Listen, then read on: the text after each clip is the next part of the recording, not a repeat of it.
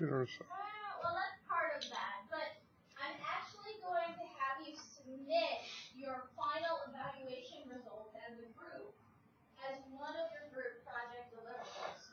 Even though your expert evaluations are not part of your group project deliverable, it's really important that all groups have good evaluations from evaluators so they can improve their prototypes.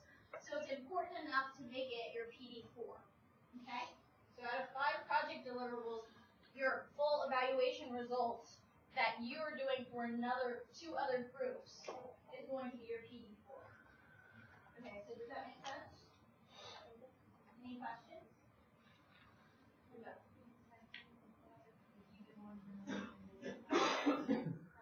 So, and what I said last class was we're kind of scrapping the whole peer review on web courses thing because we all know how well that went last time.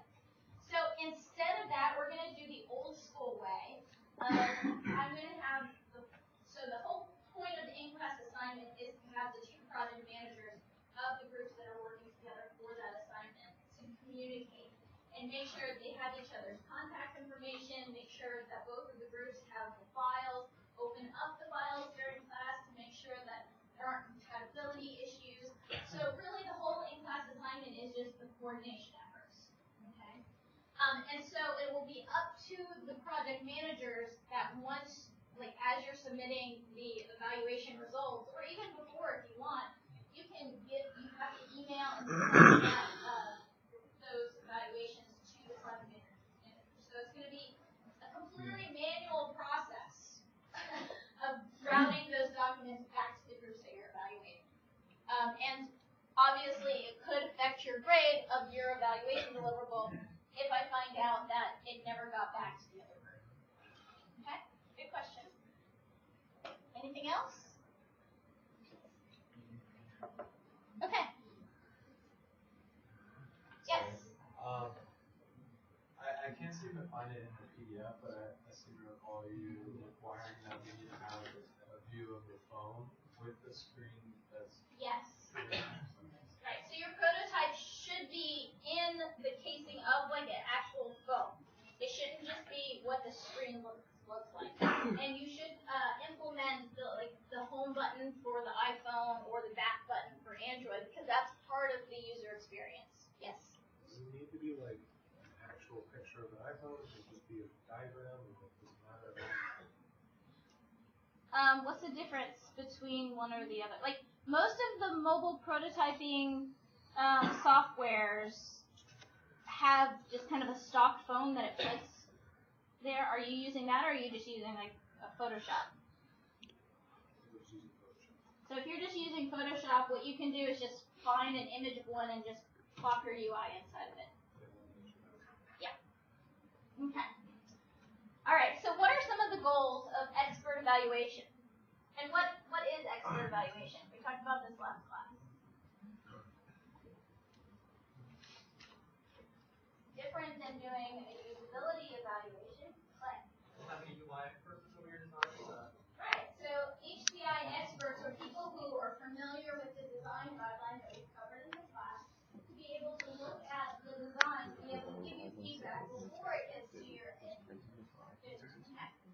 So the goals of expert evaluation are first and foremost to suggest ways to improve. So again, what I keep emphasizing in this course, I know that you think it's a little repetitive that we keep revising things, like we submit our PD1 and then we can revise it. We submit a prototype and then we can revise it. And that's usually not something that's built into a course, but that is literally the process of design. It's a very iterative process in that you can't expect that your first attempt is going to be perfect and your best work, right? So do you feel like after you revised your PD1s that you made improvements from what your original design was? Right. And if I had just graded it and said, okay, that's your grade, and you can't do anything else, you wouldn't have had that opportunity to stretch beyond your original work. That's the same thing we're kind of trying to do with your prototypes. I don't want a mediocre prototype from all the groups. I want a really cool and awesome prototype from all of the groups. It's also important to confirm something in their designs that they liked, and you just tell them bad things, then they might change some of the good things and make it even worse, right? Okay? So keep in mind, like for instance, if somebody has good high fidelity graphics, mention that. Let's say, you have some workflow issues.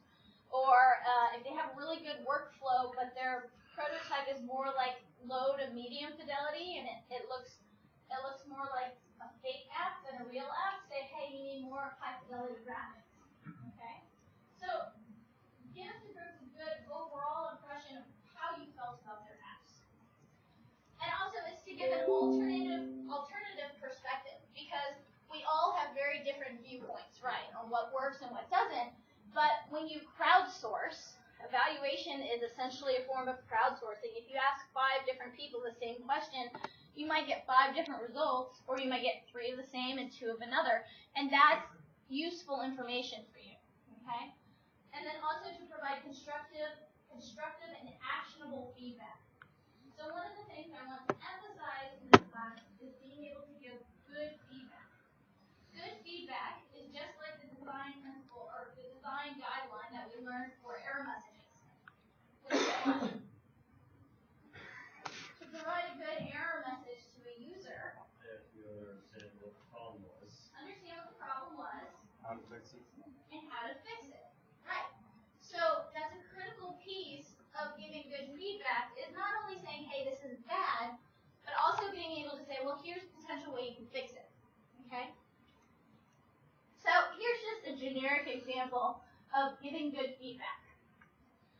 So, do you think your hair looks awful is considered good feedback? Why not? What? Like, what is wrong with my hair? It might just be that I have like a huge bird poop in it or something. It might not be anything to do with my hair, right? So, and this is also a very personal attack, right? About great haircut, and then kind of roll your eyes. What's wrong with that? Not even a criticism. Right. There's no criticism in it, and obviously the person's disingenuous about it because they're like, yeah, this is really great. So don't try to be passive aggressive in your feedback and saying, oh yes, you did a great job, but this, and you're really just thinking, this whole thing's crap. Okay? Be honest. It looks like you got a haircut, but your bangs are maybe a little uneven. I don't know. It's better, but what? Well, this is walking out, I don't know. Yeah. Like, we're gonna get feedback from this, so it'd be like, yeah, this is Yeah. how I thought of it.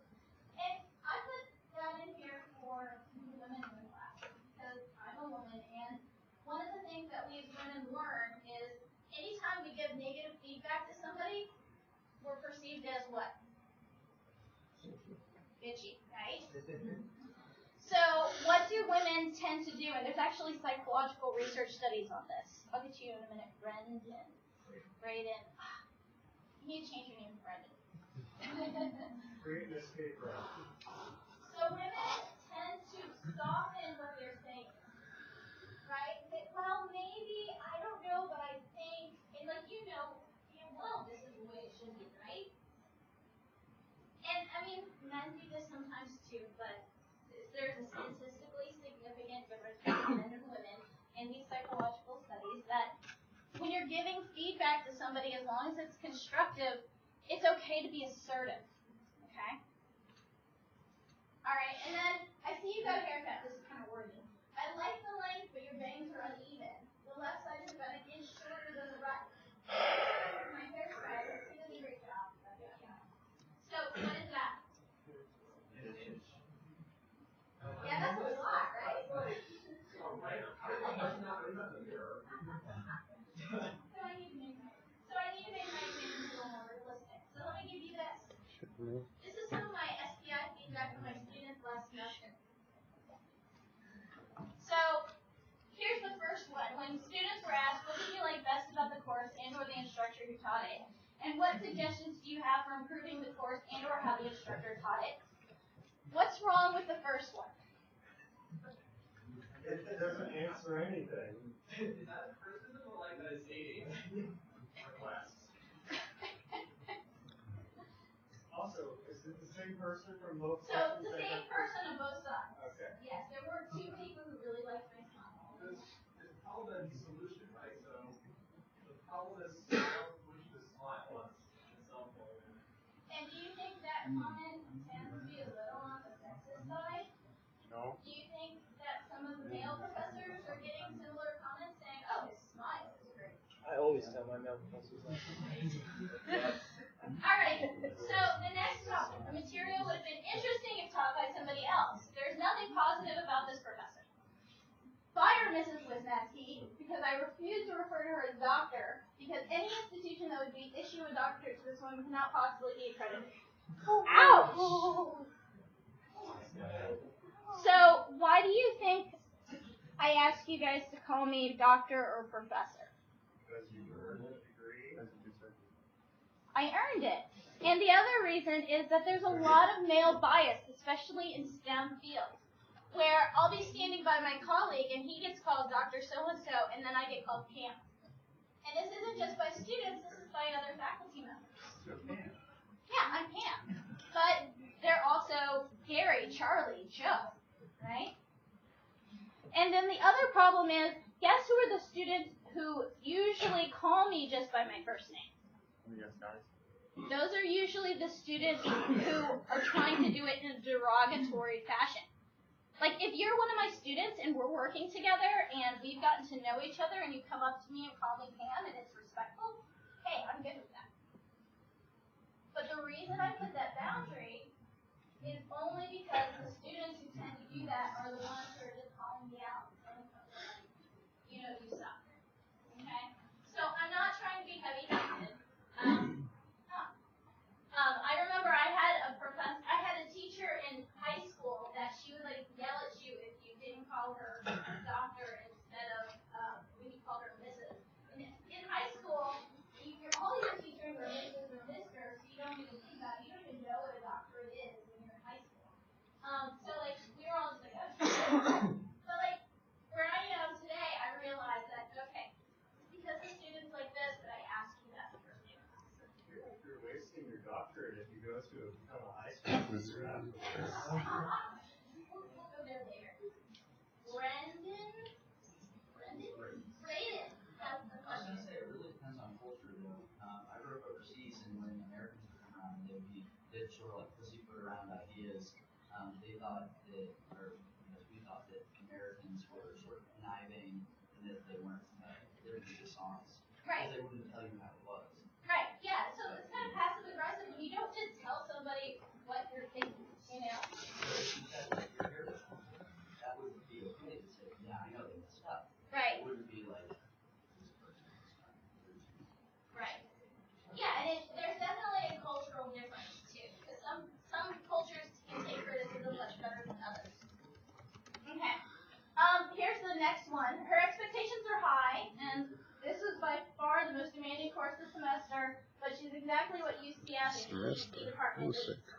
Over to the suggestions, I feel like grading feedback was a tad slow, and last semester was even slower because I did not have any TAs helping me grade any of the group project deliverables. I had to grade them all myself. So it took a long time. So what I did to fix that was I hired 2 TAs that were my students from last semester to help me grade the group project deliverables because they had similar assignments, so they knew better how to grade them than graduate TAs who've never taken it before. So that was good feedback. Also, however, revising the course schedule is better than the use of lines. However, one of the most strong criticisms that I got across the group of all my students was that the course schedule and assignments changed too often. And they were right. Last semester was my first semester teaching here at UCF, and I had included like 5 additional chapters that you're not seeing this semester. I had group assignments that weren't just coordinating with your group members, they're actually doing more work. And I realized very quickly that I can't do this for the class this large. So things kept getting pushed back. Assignment deadlines kept getting pushed back. The course schedule that has only changed twice this semester changed about 15 times last semester. And even though I posted that and communicated it with the class, that was the student's biggest frustration is, hey, there's a moving target. Whereas this student said, okay, well, this helps the students as a whole. Overall, the overwhelming majority of my class said, look, you're changing the course schedule too much. And so I tried to make that more this semester. So another one was interesting class, change more people that can come. I'm on your account. All 160. I added Kent and Brent. And so their As feedback was users. find more ways to force attendance maybe. So what kind of feedback was that? In-class assignments. I already had that. No. Go ahead. Should I add them? Yes. Force attendance. So just like, every time class, you know, wouldn't come. Sounds like mom being like, every time class you got there, same thing where it happened to us. I just need to know. So sometimes you're going to get suggested improvements that don't fit for the task. What would happen if I tried to force attendance on you guys each and every class? Alright. Right. And I know that. Is great. Right. So realize that sometimes you'll get feedback that just isn't feasible. Because here's another thing. Usually what happens when you make students sign an attendance sheet every class, you always end up getting a partner in crime who says, okay, I'm going to sign for you this time and you sign for me that time. I had a professor who's a friend of mine on Facebook complaining because he has a lecture hall of about 400 students, and that day only 37 students showed up. It was on St. Patty's Day. And so he took attendance as like an extra credit assignment, but the way he does it is it's like a web courses quiz, but it's whatever system they use. Well, there are 37 students in class that day, but 76 quizzes were submitted. So what happened? The people were sitting outside the door waiting for the quiz and then ran away as soon as they And they were texting it all that was online. Texted their friends to say, hey, there's an online quiz, here's a test. How do you think that made it feel? using an iClicker as a range requirement. Right, okay, so use an iClicker so everybody's at least standing outside the door. Felt like it was a waste of time. But then what happens is students give their clickers to other students to bring with them to class. This happens, right? I'm getting too far into the ethical things of the course design. But the reason I chose not to follow this suggested improvement was because I knew that it wasn't realistic or feasible for my class. So in your feedback for your group projects, somebody's going to say something completely off the wall that you're going to have to address and say, well, this is why we are unable to do this, and justify it with external sources or through your user studies. Say that's just not feasible. That's okay to say. It's not okay to try to make everybody happy, because that's the worst thing you can do for any piece of software. So those of you who try to make your app where everybody, all of your users' suggestions were incorporated, what happened? Feature creep, right? It's like, wait a minute, you guys are proposing like 5 different apps here, right? So there has to be a balance between the design team driving what their vision is and making sure that you're doing user-centered design. You might not be designing an app that meets all of the users' needs because it's just not that app. And it's okay as long as you communicate that information. Okay? So this is just some real-world feedback. So out of these, which feedback do you think was most helpful to me being the students in my class this semester? So the last one was good because the group exercises should be dropped or limited in scope, which I did. I limited them drastically. So now they're just like, hey, make sure you're doing this with your teams. Make sure you're doing that with your teams. It's more of a project management document than it is a class exercise. So I did that. And I also nailed down the course schedule before the semester started because I knew my target audience better. Okay? So realize that we all get very harsh criticism sometimes, and it's all about how you respond to it. All right, so this is the process of evaluation.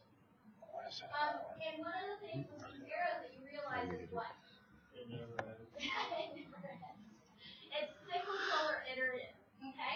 So the first step is to gather your inputs. For instance, what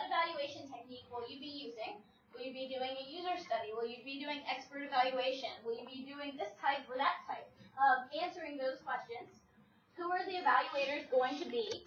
I have a captive audience, so I'm using that to my advantage of all of you being able to evaluate one another. But in the smaller class that I had, what I was able to do, because I was at a university that had 3 or 4 other faculty members doing UI, I was able to have them come into the class and critique my groups for me. Okay? So your evaluators can change based on your available resources. And then in what form will the system be testable? Is it going to be a fully functional system? Is it going to be a PowerPoint prototype? Is it going to be a paper mock-up where you kind of simulate the clicks by switching out pieces of paper? So these are the types of questions that you need to answer when you're starting to plan for the process. Next is actually evaluating the system. So what are the standards for evaluation going to be? Because even though evaluations tend to be more on the subjective side, there are some more objective criteria. For instance, if somebody clicks and you don't provide any feedback, that's pretty objective, right?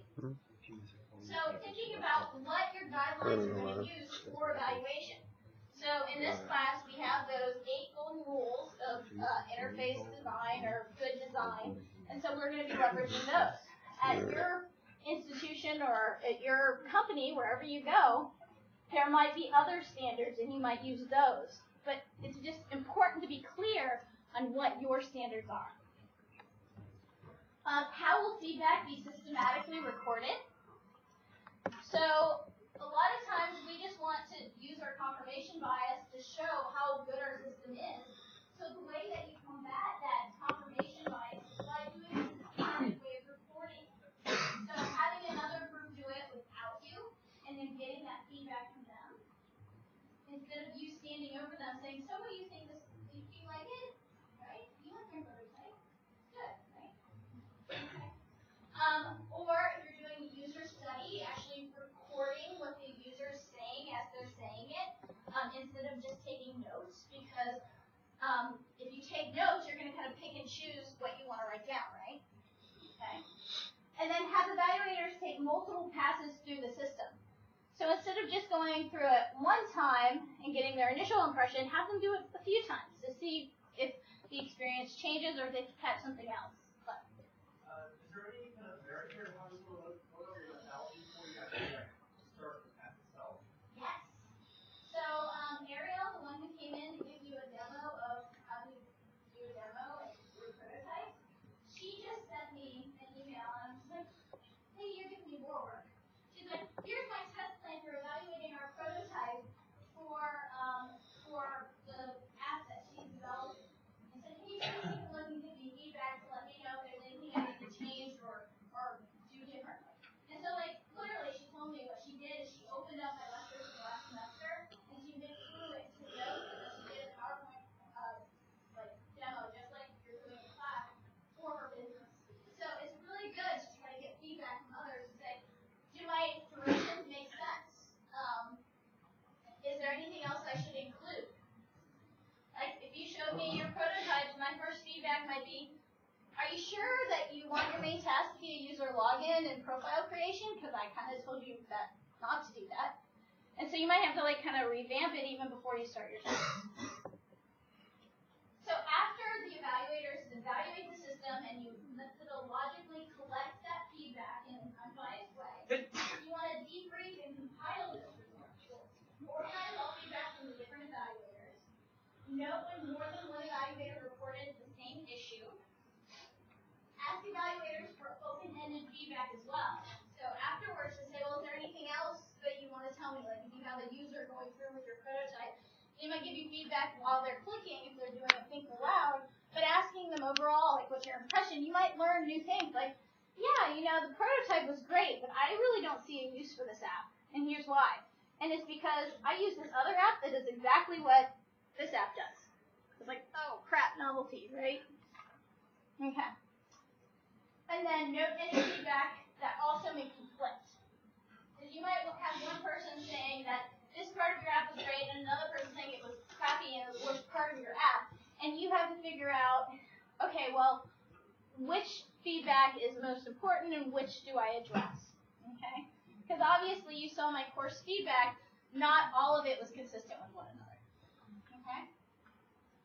Next, you need to rank issues by severity level based on either the frequency of it occurring, like with an actual system, that would be more appropriate than a prototype. The impact, the persistence, if it's something that happens all the time or just whenever you're using it by yourself, but when you call tech support, it doesn't happen. Or the market impact. You know, what's this going to mean to our bottom line if we launch without this feature working completely right for the user? Okay? And then you prioritize your redesign accordingly. And then, of course, once you redesign, you reevaluate. All right. So cognitive walkthrough is what we're going to do in class on Tuesday. It's where you assess the learnability and usability through simulation of the way users explore and become familiar with an interactive system. Okay, the simple definition of that is you're actually going to give the other team the step-by-step instructions for how to complete your task, and they're going to follow those step-by-step instructions and point out any time that there was something that wasn't quite right or not intuitive about the workflow of your design. So this is more of like the task modeling of understanding, make sure that you understand the task that your user is trying to accomplish. Okay? It tends to be more of the lines of exploration and looking at the workflow of how the screens fit together to be able to accomplish the task. So it's more action-based. This is a technique from Polson Lewis et al. At UC Boulder. It focuses more on the task-related process in the workflow, and it's to examine learnability and novice behavior. So this means that when the people testing your prototype go through it, they're doing it with fresh eyes. Because have you ever designed an application and you spent like hours or weeks on it, and by the end of it, you know you're too close to it to even notice typos anymore? So that's the benefit of doing this type of walkthrough. So the requirements for doing this, which is going to be what you do in class, is you need a prototype or at least a description of the system. You will have your prototypes. A description of the task the user is to perform. So in your prototypes, you're just going to give the user a task to complete, right? In the first slide, you're not going to actually give them each and every step to do it, because that would be kind of pointless, because you're trying to see if they can do the task without the instructions. But for the cognitive walkthrough, you need the step-by-step instructions. And then a description of the users and their backgrounds. So oftentimes, especially us techie folks, we tend to forget things like context. Like, say, here's my prototype, this is how it should work. And you don't remember that the person in front of you has never seen it before and has no context. Is that for the elderly? Is it for teens? Is it for teachers? What's it supposed to do and why it's valuable? You know, all that stuff you kind of hashed out in your PD1s that they may have never seen. That's the stuff you need to summarize so they get at least a high-level overview of, okay, this is what this app is. All right, so construct carefully designed tasks in a system spec for a screen mockup. So that's what you're doing with your prototypes or as we speak. Walk through the cognitive and operational activities required to go from one screen to the next. And then review the actions that are needed for the task, attempt to predict how users will behave and what problems that they would encounter. So that's what the evaluator will do. It's like say, you know, if I put myself in the user's shoes, I wouldn't know that what I needed to do is click on settings and then tap here and then go here and then go here. That is completely not apparent to me. Okay? So it assumes, however, in a cognitive walkthrough, is that the users will have a rough plan, which means you have to give them the task that they need to complete, or else you're not going to be able to test something like this. It also assumes that users try to explore the system to complete the task, right? And that users are generally fairly rational, and they try to perform the task well by doing what seems to be the right actions, okay? But realize different users are going to respond differently, and that's why you go through this testing process. Alright, so here is kind of a outline where the expert steps through the different action sequence. Like you'll say, here's step 1 or action 1, and then the responses to 4 different questions that you're going to ask for each step. This isn't 4 questions that you ask for the overall prototype. These are 4 questions that you ask for each step that they give you and on the instructions to complete the task. The questions you ask are, will users be trying to produce whatever effect the action has? So sometimes you forgot to tell the user that they're trying to do something, which means maybe your description of the task was poor, or they didn't even know it's something they had to do in order to complete the task. So making sure that the users have a good cognitive understanding of what the heck it is they're supposed to do. Next is, will users be able to notice that the correct action is available? For instance, is it visible? I think, Taz, you had an example of they updated the interface of Pandora. Yeah.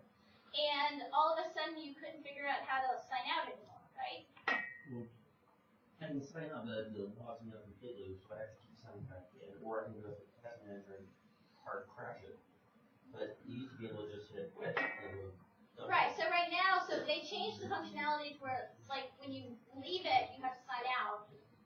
Instead of before you could just quit, and then when you came back, it was still logged in, right? So that's a good example of some of these questions, right? Like, one, the visibility is gone. You no longer have figured out how to quit without signing out. And then you're not actually trying to sign out because you don't want to have to sign back in later. So these are some of the things that you would kind of be able to put that in the context of. Next, once found, will they know that it's the right one for the desired effect? For instance, some of your icon sets gave me 2 icons that were almost identically alike. But they had like one like little thing, like one was like 3 people, and then another one was 3 people, and then like a little squishy thing or something, and one was like a social group, and one was a support group. And from those 2 icons, a typical user who's using your app for the first time might not get the semantic difference between one icon or another. So the answer here would be, I didn't know that's what I was supposed to click, or that it was the right action. Therefore, it wouldn't have passed this test. Users understand feedback after the action occurs. So like when they click and actually do the action, are they getting useful feedback? Does it take them to the next screen that seems to be where they would go to complete the next step for the task? Or are they sitting there still waiting for something to happen? Okay? So realize these questions get a lot more complex to answer when you have a fully functional system to test. With a prototype, they're going to be more straightforward. So it's going to be up to you to think about the workflow and anything that could possibly go wrong, or that if a user's using this, they might not understand the flow for each of these steps. So in order to answer these questions, you have to think of some of the design guidelines that we went over in class. So for instance, will the user be trying to produce the effect? So some supporting evidence might be, well, yes, they're trying to do it because it was part of their original task. They go to it immediately. So it's intuitive that this is the next thing that I need to do. And then if there's no evidence, you might want to consider constructing a failure scenario. Like, well, if the user's not going to know what they do on this step, what else might they do that would be incorrect? Okay. Will the user notice the actions available? Some supporting evidence might be, well, if they have experience and with other interfaces that are similar to this. For instance, if you have a little gear, what do you usually know that is on a cell phone? It's settings, right? So, okay, well, then I would know that the settings are available, right? Because there's a clear indication with a standard icon that shows that the settings are available. So that also the visible affordances, such as is there a button to click on or something to do, some like sign that, hey, this is the next step you need to perform. And then perceivable representation of an action, this is a menu or icon. Right? Sometimes when you're lost in an interface, the first thing you do is you kind of click on the menu to figure out, okay, where will the user know it's the right one for the effect? Supporting evidence might be, again, experience, typical interface for the action. Interface provides a visual item such as a prompt. For instance, if you have a login screen, you might have something like please log in, or please register, or automatically sign in with a checkbox, like having some kind of prompt to tell them, hey, this is what you need to do if it's not visibly apparent. And then also, all other actions look wrong. There's nothing else on the screen that is similar to where I think, oh, maybe I should do this. Will the user understand the feedback? Evidence could be, again, a typical interface, consistent interface with what's standard. Recognizing a connection between a system response and what the user was trying to do. So if you click on a menu item, it's bringing you to the next screen that has a title that matches the menu item, right? So something that's intuitive to let them know, okay, yes, this did what I was expecting it to do. So some tips. One, I suggest that you do the cognitive walkthrough before doing a consistency or heuristic evaluation. This was a little more important last semester because I just grouped the teams in teams of 2 instead of 4 or 3. And so you were doing a cognitive walkthrough on the same system that you were doing heuristic evaluation. And there is actually some overlap, right? Where this wasn't consistent, but it was because of question 2. Okay? So this semester, I'm having 2 different teams look at each prototype so they can have a fresh set of eyes. But the problem of doing cognitive walkthrough after the heuristic evaluation is going through all of the design guidelines, looking at the annotated prototypes with the design justifications, is what? Used to it. You're too used to it by then.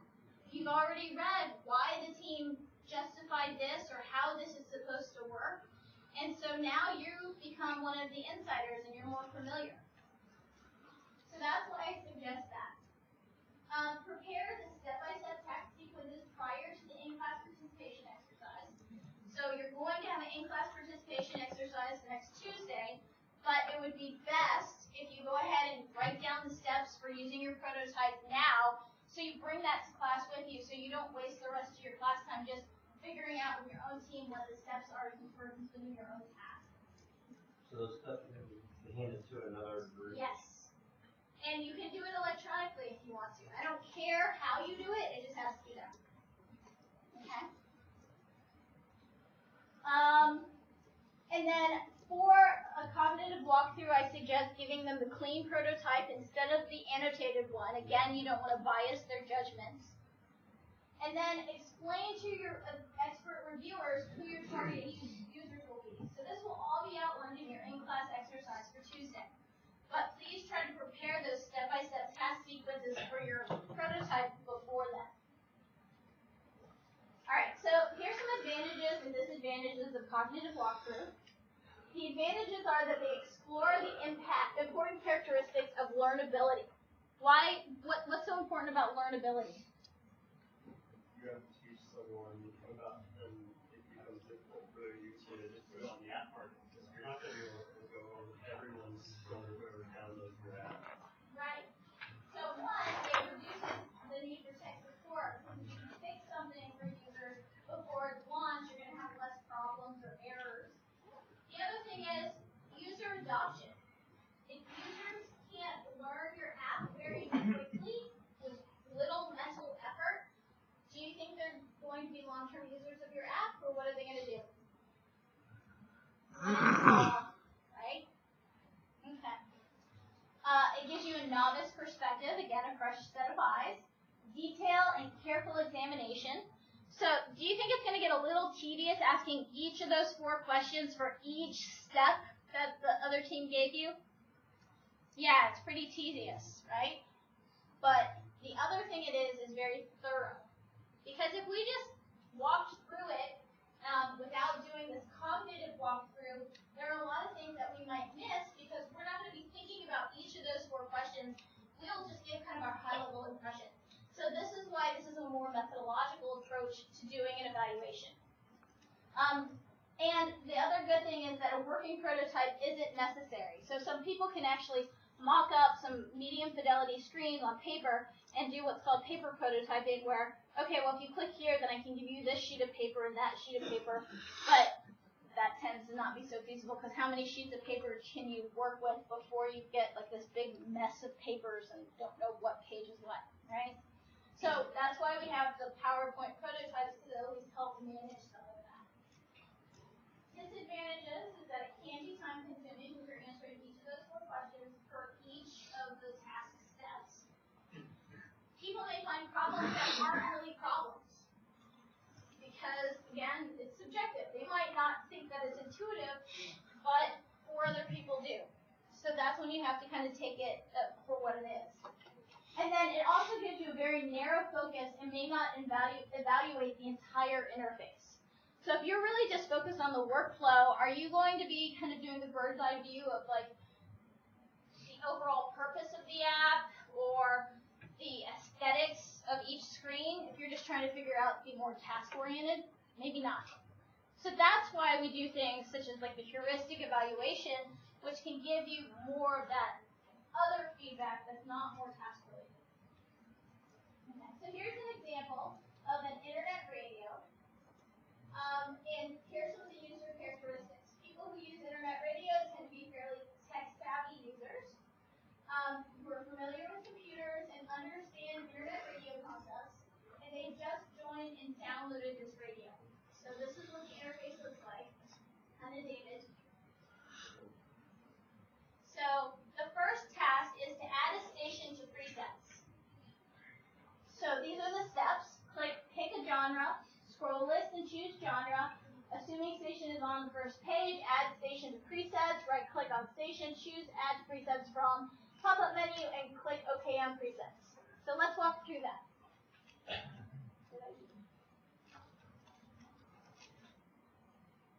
Okay, so this is the task. So the action, to be able to add a station to presets, first click pick a genre. So first question is, will the user be trying to produce whatever effect this action has? Would this been your first thing, is to go to genre to be able to add a station to presets? No. Probably I'd already be on the song as you said. Right. So there was no like good way to know that picking genres where I needed to go to add a station to presets. Will the user be able to notice that the correct action is available? Well, at a type of search term or pick a genre, there's these things over here, there's a check here, like, we don't know if that's touchscreen or not. There's a preset button over here. So what would you have clicked on? I probably would have clicked on that presets button. So it probably fails that. And so what you do is, when it fails this step, you actually get a detailed description as to why you think it failed. Okay? Once found, will the user know that it's the right one for the desired effect? Well, again, this one's probably no, because probably most of us wouldn't have gone to choose genre to add station preset. That's not answering that question. Well, the question says once found, so assuming you found it. Okay, once found, will they know it's the right one? Question So, 3, I think, yeah, they succeeded on that. right. So, well, let's say I pick this. It says pick a genre. I'm still at the, I'm not exactly sure I'm going down the right path. And then, will the user understand feedback after action? So if I click pick genre, it would bring me to something that looked like this. And so I'm still picking genres based on different, I guess these are genres now, right? So when this is shown to me, will I be confident at this point that I'm on the path to adding stations to presets? So if you passed it, just click on something after clicking pick a genre. Because that's after you click pick a genre. This is after click, yeah. So I clicked and the feedback when I picked genre was this. So you pick a genre twice. No. The first time you click on it, it opens the scroll menu. The second time you click on pick a genre, it links that other menu. Right. Choose scroll down. Okay. Yeah. Yes.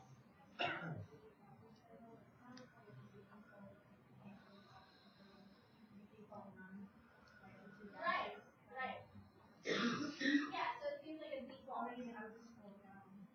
At the bottom, right. So that would be what you would put in your feedback to say, well, this is what I saw. Because we all have different opinions, right? Okay, and so here, if I'm to these different genres, and my feedback is this, is like, well, I got the right feedback because I clicked on genre, so it's giving me genres. That makes sense, but from the overall task of what I'm trying to do, it's still kind of confusing that I'm not sure why I have to pick a genre to add a station presets. Alright, so the next action is to scroll list and choose a genre, which Ruba just kind of told us her idea was, well, it looks like it's a default, so like on the previous, right. And so now you can scroll this, choose a genre. Will the user be trying to produce whatever effect the action has?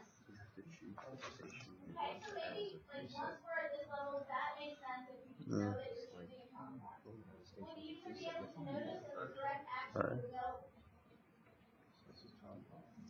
So they would actually just choose the genre that they like, right? And assuming it's one that they like. So maybe that's okay. Once found, will they know that it's the right one for the desired effect? So one thing that might be confusing is if there's two stations that are very similar with their name, like country songs and what's another word for country songs? Old country songs. Like if there's old country songs, new country songs, and country songs. And you wanted a country song that was from like the 80s. Would you know which one that you needed to pick to be able to? Unless they organize it by year too.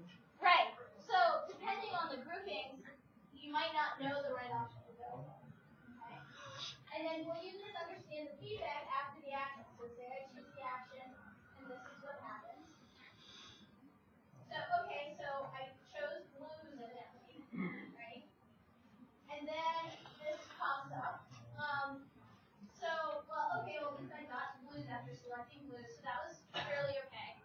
Will the user be trying to, so the next action is right-click on station and choose Add to Presets. So would that be something that you would just know to do, is to right-click on it and add to presets? Maybe. But if you're giving constructive criticism to improve this, you might say, well, there needs to be a plus button visible or something, right? And the reason being is most users, or a lot of users, might not know that you have to right-click to perform an action. Okay? Will user be able to notice that the correct action is available? Well, right-clicking is not visible at all, so probably not. Once found, will they know it's the right one for the desired effect? Well, depending on what they actually did. And then will user be able to understand feedback after the action? So the last two are more like action once you've done something. So here, this is what it gave me after adding the preset. So it gave me feedback, so that's good, right? So action is click OK. Will user be trying to produce whatever effect the action has? My response is yes, because the only thing they're giving me to do is click OK. So I will probably do that. Will user be able to notice that the correct action is available? Yeah, that's pretty straightforward. And then once found, will they know it's the right one for the desired effect? Well, not much else I can do. It's probably like a whole window. And then will the user understand feedback after the action? So then it's added to your presets. So the thing here, Power Storm Radio by this radio added to your presets. So now what would you expect to be able to do if this prototype went on?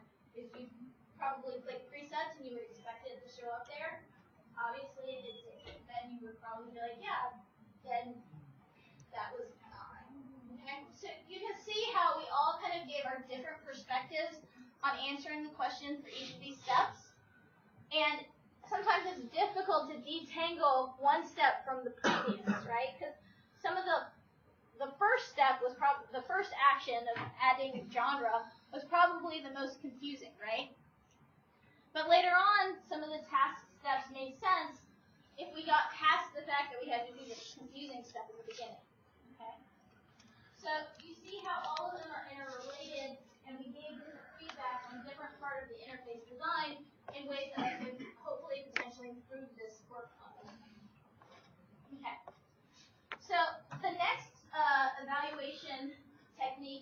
going to talk about is a consistency inspection. For you, because consistency is one of the design guidelines that we're going to be using in our heuristic evaluation, you're not going to do a separate consistency inspection. You're just going to do it as part of your heuristic evaluation.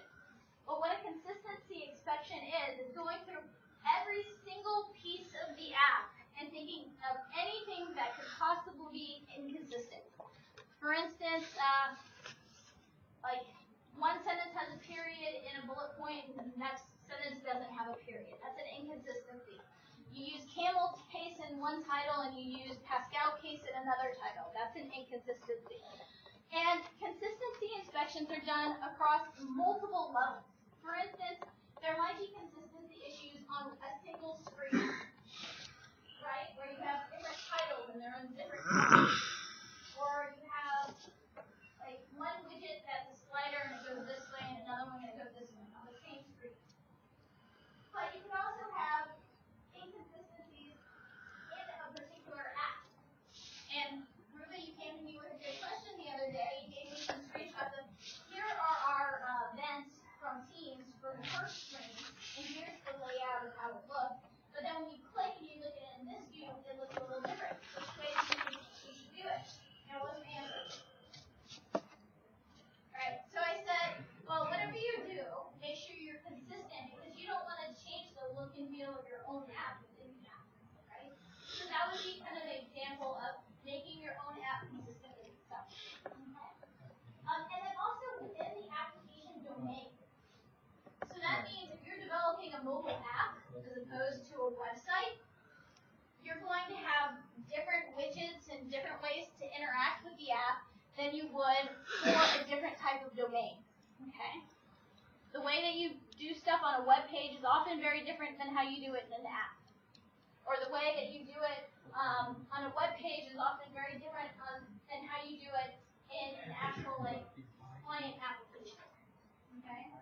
So you want to be consistent with whatever domain that you're developing for. For instance, Android versus Apple. Okay? Heuristic evaluation, this is the other in-class exercise that you're going to start on Thursday, is conducting an evaluation against a set of agreed-upon design guidelines or heuristics. Now, we've covered like a million different design guidelines in this class, haven't we? So, we're going to narrow those down a little bit. This process was developed by Nielsen, though your author is Schneiderman. So Schneiderman has his 8 golden rules of interface design, and Nielsen has his 10 heuristic design guidelines. So what I've done for this class for your heuristic evaluations is kind of merged the two, where they've overlapped, and then added a few more because we're doing mobile design. So I'll show that in a second. So the hard part of doing a heuristic evaluation is figuring out what the bar is that you're using to benchmark. For instance, in this class, I'm giving you that bar and saying we're going to use these heuristic guidelines for evaluation.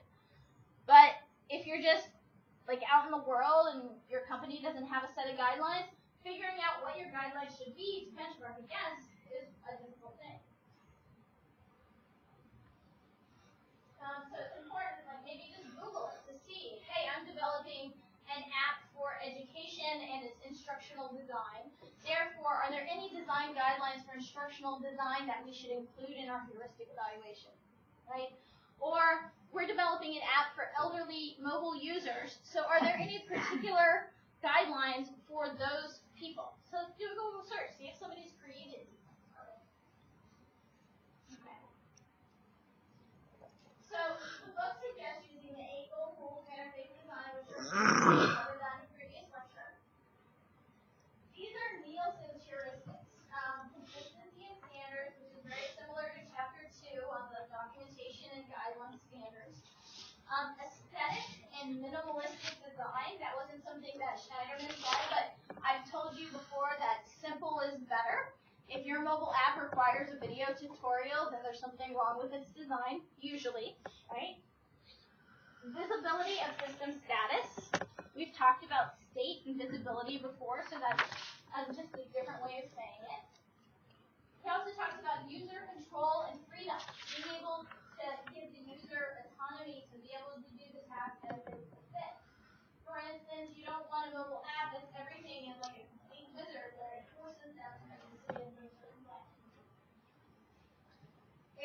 attention. Schneiderman had that one. Recognition rather than recall. Do you recall what that means? Sarah? It's just that the state is very recognizable, and so the users can easily do it to recognize and not to recall what happened it was previously. Right. So you don't want a mobile app that makes them have to remember a certain sequence of steps to be able to unlock a feature or something like that, or enter in a particular command to get it to work right. Right? Okay.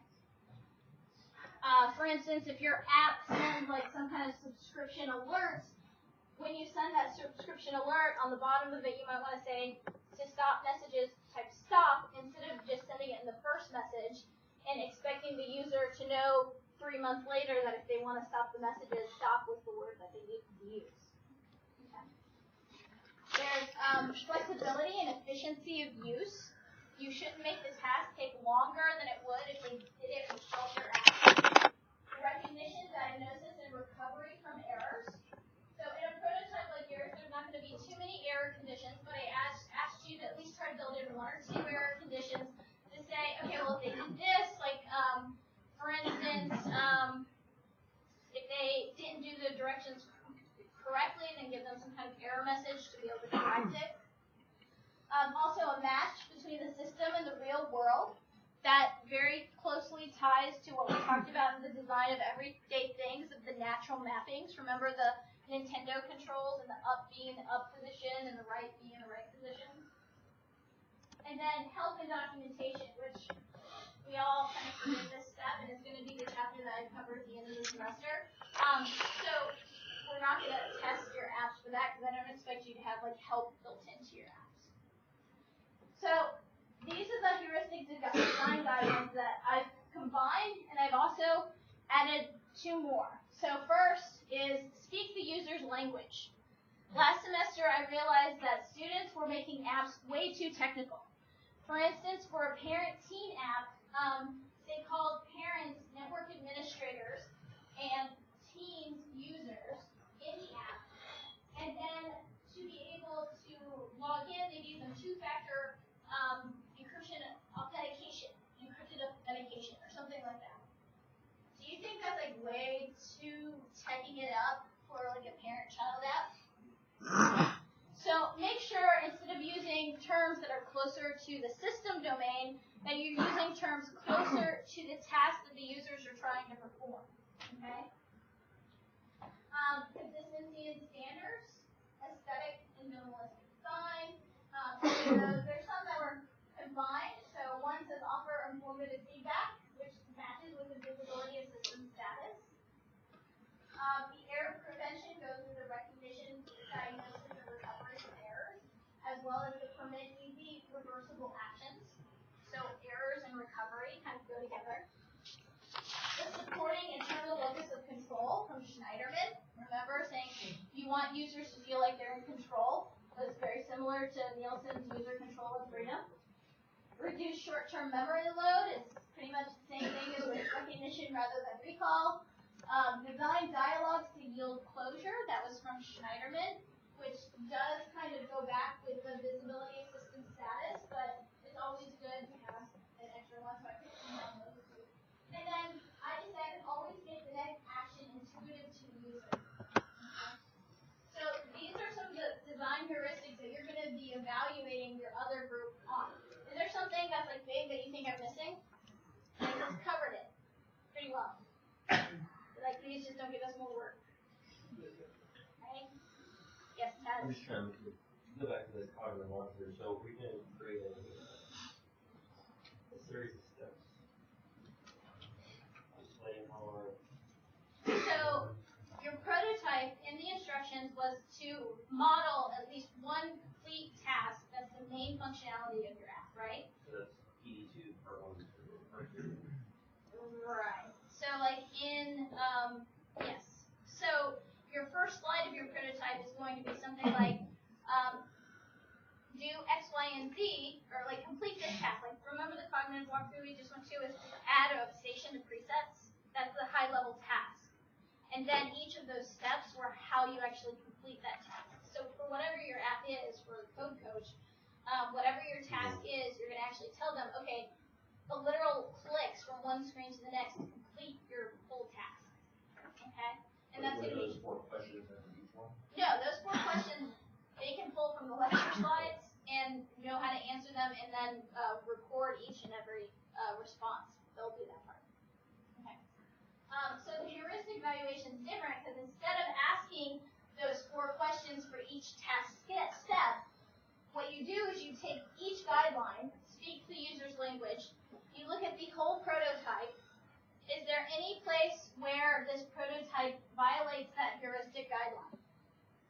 And then if you find it, you might find 3 places in the prototype that it violates it. You would record each one, say that it's breaking the heuristic guideline of speak user's language and why, and how it can be fixed. Okay? So 1, 2, 3, 4, 5, 6, 7, 8, 9, 10, 11, 12. So there's 12 guidelines here. So last semester, what a lot of students made the mistake of is thinking that all I wanted them to do was find one violation for each of these guidelines, and so that each student gave me a table of 12 rows, where they had each guideline and one thing that they found. That is not what I'm asking you to do. What I'm asking you to do is find all possible rule violations that you can find. There might be 3 that are consistency and standards. There might be 4 that are design, dialogues, field closure. How many ever, and X number of rows are going to be how many rows each student submits for their heuristic evaluation. Okay?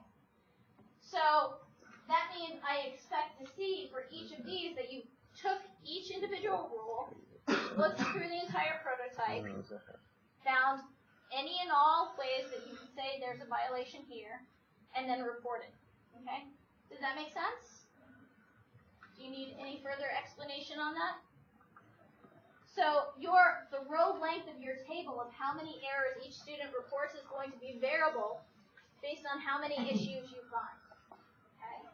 And the goal is that each student should find, at least 10 things to say, okay, this is something that you can improve that relates to this type of heuristic.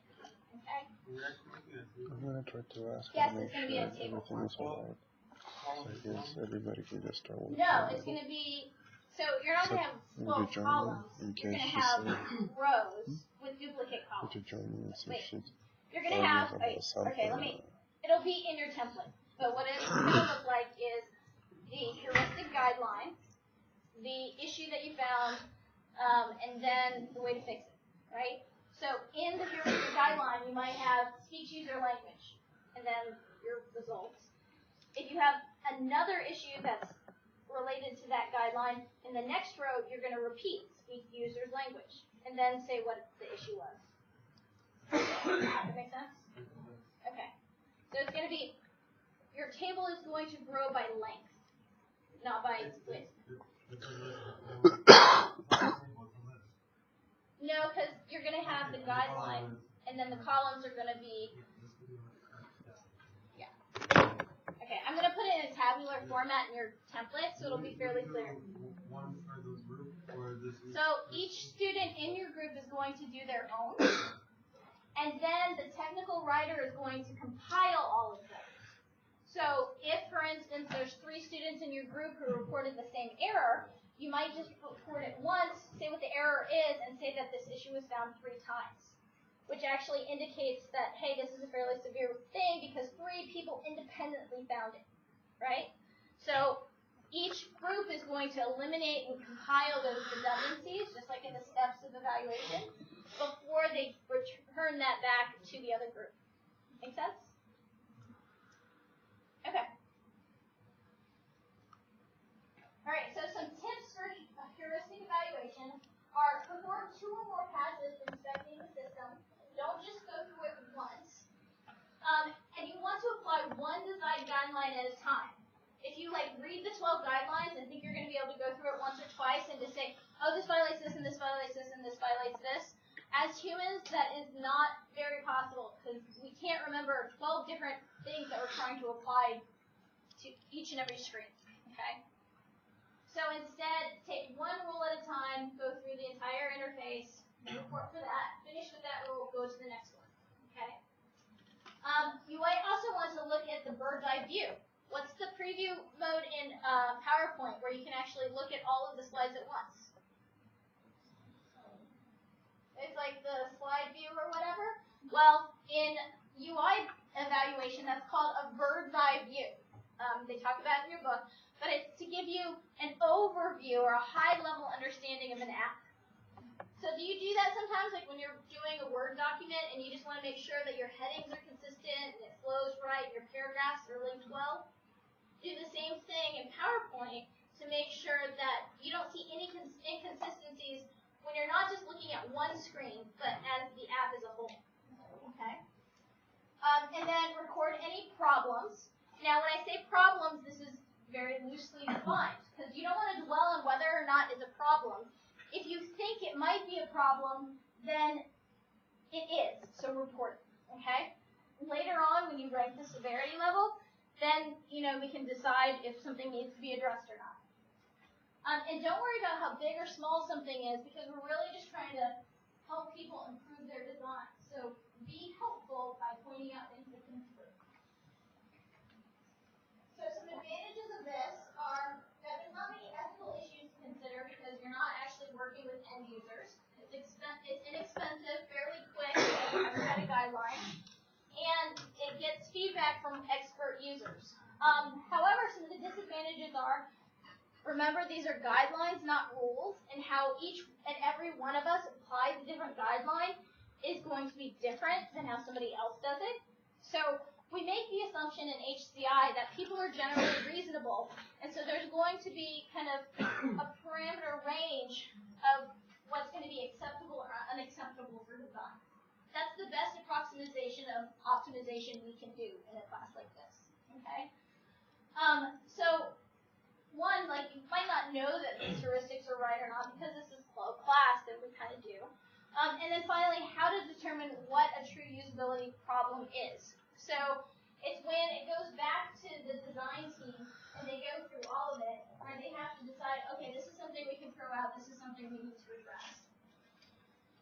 There's also prototyping and think aloud. I'll let you read this on your own, and I'm going to give you an extra credit assignment doing a think aloud study with your prototype, with your initial users, but I'll let you read that since we're not going to be doing it for full credit in this class. And then finally, when we go to debrief and compile the results, you want to organize all the issues that you found. This is going to be your evaluation report that you submit as your project deliverable. Document and record everything, group order, remove redundancy, and finalize. So create executive summaries. Don't just give me a whole bunch of tables. Be able to provide a report that is very useful for the other team to improve their design. What's that? No, there'll be a table, but I also want you to give some summaries as well to tie everything together. You'll get the assignment and it'll be clear. So then you also want to rank the issues by severity level from not a problem to a catastrophe and it has to be fixed. Because this will help the design team know how to prioritize